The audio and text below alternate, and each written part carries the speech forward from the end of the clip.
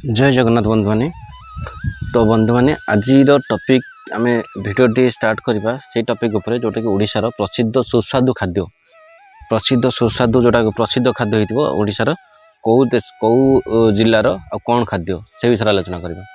ठीक अच्छे, तो भिडियोटी स्टार्ट करने पूर्व आपन अनुरोध कि भिडियोटी को लाइक टे कर दिंतु और चैनल जब नुआ अच्छा सब्सक्राइब कर पाखर बेल आइकन को प्रेस कर दिंतु। ठीक अच्छे, तो ये चलते भिडियोटी आरंभ करवा।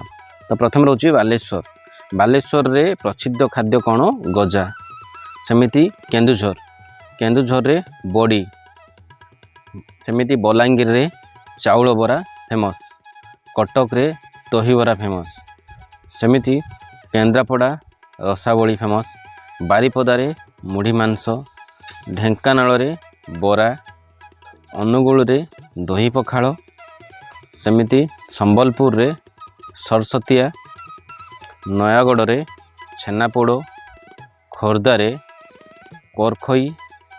कोराखई, ब्रह्मपुर रे आचार और पांपड़, निमापड़ा रे छेना झिल्ली, नियाली रे छेना, राजसुनाखला रे सुखुआ, चंडीखोल रे पेड़ा, कोरापुट रे मांडिया, सालेपुर रे रसगोला, पहाड़ रे रसगोला माटीहांडी रसगोला, पुरी रे महाप्रसाद अभड़ा और खजा, भद्रक रे